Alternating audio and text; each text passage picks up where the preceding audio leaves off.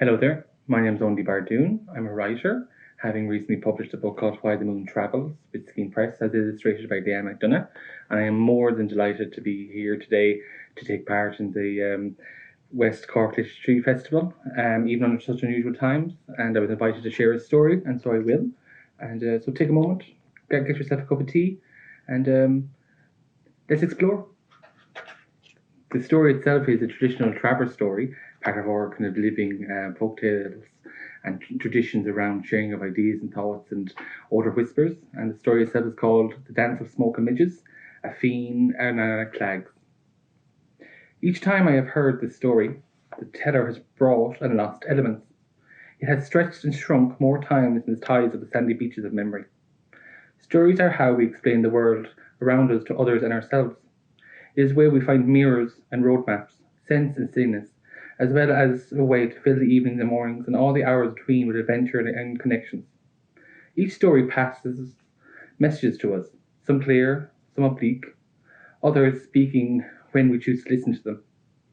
And from an early age, I knew that stories that we were told came with a sense of understanding that they needed to be retold, to carry the past and present of the teller with them, together weaving and reweaving the ancient tapestry. It was in Annan, County Galway, on the Killery Ford of the foot to Mincéirí, that I first heard the story, as we sat around a small campfire, stacked low but wide, no higher than the ankle, and with the breadth of an arm. It was beside the river where my great-grandparents and grandparents used to stop with their parents, and my aunts and my uncles and all of us children camped that day. It was the height of summer, and we spent many hours rolling down the grassy hills and searching for the river for pyrite, the fool's gold. Several chunks were found, and being young with wild dreams, we spun them into fancying them to be real. The air was high with midges, and as children, lazy by the fire, we kept moving left and right every few minutes with the wind as it shifted the smoke gently from the small blaze. There was a trick to it, you see. Steer near enough to the smoke-filled breeze as it passes to keep the midges from you, but not too close to the gust that would blow right upon you. It was easy at first, the dance of smoke and midges, but after a while we grew annoyed having to move, to flicker them away in the air and to scratch. We were instructed to pick some dried rushes by the riverside, brown from age and fully risen from the sun. We took them in small bundles of 6 and to 8 to the fire, used them like little incense sticks to wave in the air, drifting silver shields to keep the midges away. Do you know where they came from? Said the stoker of the fire. The midges. No, we said, and so we were told. There was once a man, or at least he was the shape of a man, known only as the Fiend. He was tall and he was strong, he had eyes the colour of bright moss that grows in the branches of the ash trees. His voice moved in melody unlike any other. His laughter, it was said to be rich and arose with bubbling springs like the air of gently moving brooks, and he had a walk that was smooth with his steps like small and soft falling feathers. He also wore a small sackcloth bat that rested tightly on his hip. His heart, however, that was another thing. The Fiend was known to arrive at camps to a welcome. People trusted him and they gathered around him and they listened to all of his tales, won over by his enchanting presence and the sense of cheer that he brought with him. The Fiend, he stayed 1, 2, 3 nights at the most at the camp. His days were spent helping the men in whatever work they had to undertake, be it stripping of the copper, the keeping of the horses, the making of blackthorn walking sticks, the mending of pots, or the making of pans. He would do all he would be asked of him, except one thing, stacking the fire. He would neither tend the flame nor remove soot from the kindling wood. In the evening he would spin his tales, amuse people with songs, and often spent around him sharing bottles of honey ale. All the while the Fiend had visited. At first, however, he brought something with him that was unseen, but heavily felt once he left. It was here in Annan, at the old camp where things came to be seen as they truly were. It was autumn when the family rested there. The work of the land was finished, and the dark dim days had slowly begun to draw in. When the candles and lamp oil had all become more precious, when the resting spaces and sheltering places and winter havens had been discussed, that is when the Fiend had visited.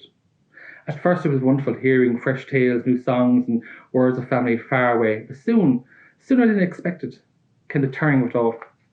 People went to bed with a calm warmth in their hearts and awoke earlier than usual with a dryness in their throat, and a soreness in their head, and cramps in their stomachs, and a looseness in their gums. It was worse for the young, the gocklins. When the fiend came, he brought fun and joy. When he left, he took that with him. Age came over people like a slow-moving sheet, draped by a concealed hand. From those already aged, he took very little, but from the young he took a lot.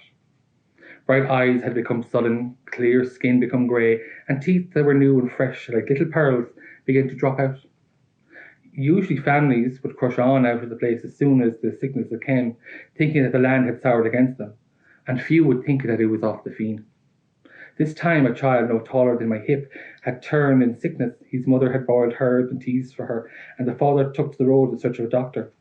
Night came swiftly and claimed the camp. The mother, she heard a rustling by the whittle tent, and expected the father, having returned with some cure or bottle for her child, rose to meet him. She looked round until she saw an unfamiliar shape by the fire. It was not the cut of her husband. On a closer look, she realised it was the fiend, who looked fresher in appearance when he had departed, and was glancing at the ground all around him. "Fiend, you frightened me," she said. "What are you doing here?" As the mother looked at the fiend looked at her, whose body was rigid and angular, and he began to shift in sharp, rough motions, very unlike how he had been known. "The teeth," he replied in a voice sharp and cold as wrought iron. "What?" said the mother in reply, stepping slightly back towards the tent in confusion and growing concern. "The teeth," said the fiend again, with eyes boring into her. "I've come for the teeth." This time his voice was more sharp, with a curl of menace in it, raising the roughly woven sackcloth bag from his side. "I've come and fed you all very well. Now I will come and eat what is mine to take." The mother glanced fiercely at the tent where her children slept, moving forward in strength against his words. "Move along now, fiend, move along." "We want no more of this," she said, and cried out. "Not until I have taken what mine," shouted back the fiend, as he lunged towards the tent, towards the children, towards the falling teeth. "Not mine," she screamed, and pushed him back with all her strong working hands and the gust that she had within her. The fiend, he barely moved by her efforts, looked over her and stepped closer to the sleeping children. Breaths were rapid, body clenched in panic. The mother moved swiftly in front of her children, in front of the cruel, dark-skinned figure that was lunging towards them. In desperation, she thrust her full weight against the twisted figure. The grass was wet that night, and from the chilly evening and the late season dew, the push became a swivel for the fiend, who turned unexpectedly and stumbled back, not anticipating the full force. He fell and landed on the flames of the campfire, and like a match, suddenly, he was aflame. And it was not a lingering flame, nor a dull one, but a quick one, like a fresh parchment paper having set ablaze. Within seconds, he was gone. No longer was there the shape of a man or the guise of friend, the cut of the fiend, but just a pile of grey ash. The mother, having fallen back to the ground, clutched the grass as she stumbled to stop herself from toppling over. She sat there for a moment, her breath quick and not quite understanding what had happened. On gathering her senses, she moved towards the tent, towards her sleeping children, and saw that their breaths had softened and the colour of life had returned to their once again youthful faces. Her husband returned to the camp, and noticing immediately the disorder, approached his wife in near panic. She calmed him. All was now indeed well, the children safe, herself sound, and the fiend unexpectedly taken by the flames. Soon enough the dawn had peeked through the horizon, and the father unsettled the camp for a move, was deeply bothered what had happened, and gathered up the ash from the fire and brought it to the riverside. Before he could throw it into the ripples, which was a wild water to carry it away, the wind took it in a sudden gust of air and breath. The windswept ash rose high and formed a swirling flurry of darting black flies that for a single moment took on the figure and shape of the fiend. Then, within a second, the midges had scattered, taking with them the last sight of this unworldly creature. This was the birth of the first midges, the creatures that fester and feed on human skin, clinging on and biting when they can. They were born from the hunger to feast, made ravenous by the flavours of youth, and agitated by the energy of their meals. Midges now, they still linger, especially in summer and autumn, bothering, troubling, disturbing. No one quite knows where he came from. No one quite knows where he went. But even now it's best to bury the fallen teeth of Thane to welcome the fiend to your home. That night we shuffled into the tent, eyes and ears alert for the midges that might be about us, and we give an extra sweep to our teeth in the morning. But even now, many years later, we still whisper to rebellious children, shh, be quiet, the fiend may take you. Thank you very much for sharing, and long may your own stories and tales journey. Take care.